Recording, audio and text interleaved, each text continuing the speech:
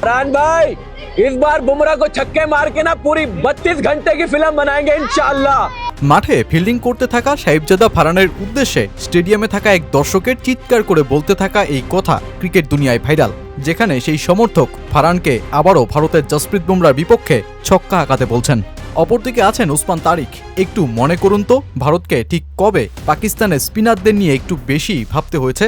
হয়তো ভাবনার দেয়াল খুঁজে পাচ্ছেন না। মহেন্দ্র সিং ধোনিকে নিয়ে বানানো মুভি দেখেই যার ক্রিকেটার বনা, সেই স্পিনারেই এখন প্রেমাদাসার মাঠে যত আতঙ্ক টিম ইন্ডিয়ার। আসলে চলমান টি-20 বিশ্বকাপে ভারত পাকিস্তান ম্যাচের উত্তাপ আগের সময়ের তুলনায় বেড়েছে, কারণ পরাক্রমশালী ভারতের বিপক্ষে নামতে চলা পাকিস্তান দলটায় রয়েছেন বেশ কজন এক্স ফ্যাক্টর। সাম্প্রতিক বছরগুলোতে টি-20তে সবচেয়ে সফল দলের তকমা গায়ে জড়িয়ে চলছে ভারত, তাই টিম ইন্ডিয়াকে হারানোর স্বপ্ন প্রতিটা দলেরই। এক্ষেত্রে অবশ্য পাকিস্তানের একটু বেশি, কারণ দুই দলের প্রতিদ্বন্দ্বিতার ইতিহাসটাও লম্বা।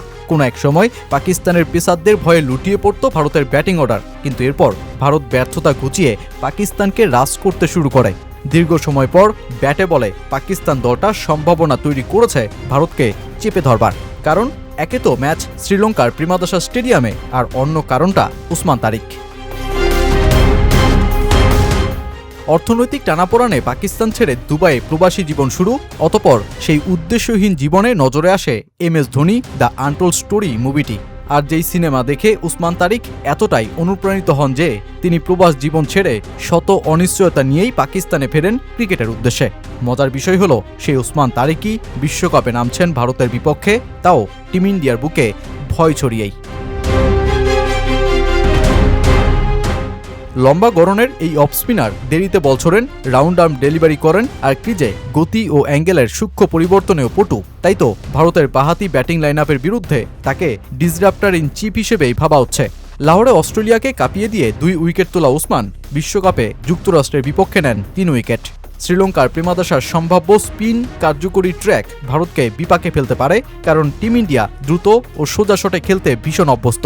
তাই তুলনামূলক স্লো ট্র্যাক টিম ইন্ডিয়া কতটা সামাল দিতে পারে তাই দেখার বিষয়, বিশেষ করে উসমান তারিককে।